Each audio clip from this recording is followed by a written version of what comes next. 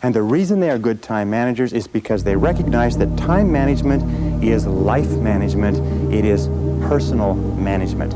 I have never seen an example in the hundreds, thousands of biographies and autobiographies I've studied of successful men and women where the individual has not been well organized and efficient and valued and used their times well.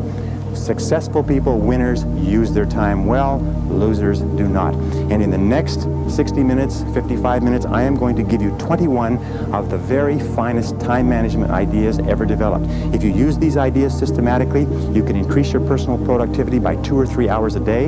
You can increase your income. You can increase your rate of promotion. You can increase your life satisfaction. You can even increase the length of time you live. The question is, how badly do you want to learn how to manage your time well?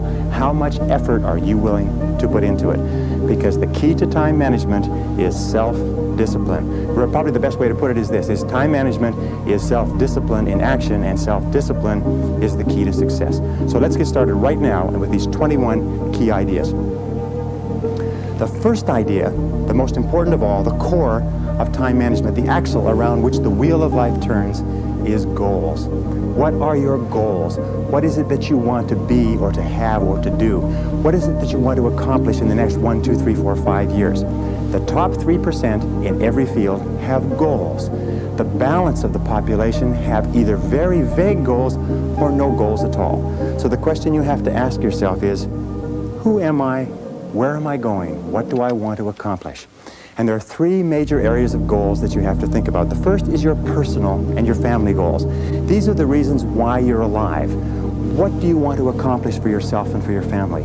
Write them down. Define them clearly. The second set of goals that you have to ask is your business, your career, your financial, your material goals. What is it that you want to accomplish in the external world?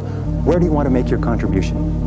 The third type of goals you have to ask about are your self-development goals. And in my estimation, your ability and your willingness and your tenaciousness in developing yourself is the key to accomplishing everything else.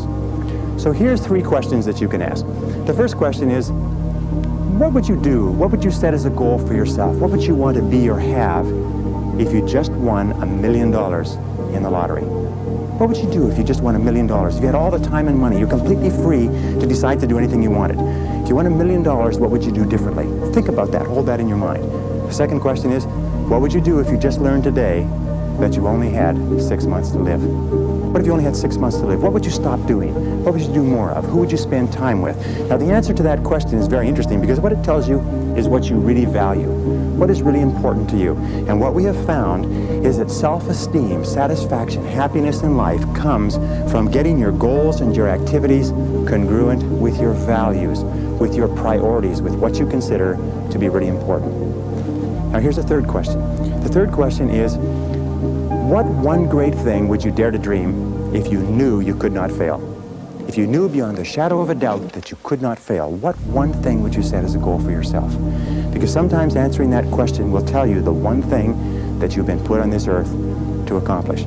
One final point with regard to goals is that goals must be in writing. You must write them down, you must rewrite them, you must define them, you must redefine them.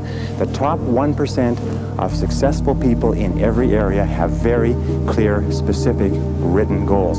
And most of them carry their goals around with them. So let's go from goals as the core of success to point number 2, which is organized plans of action.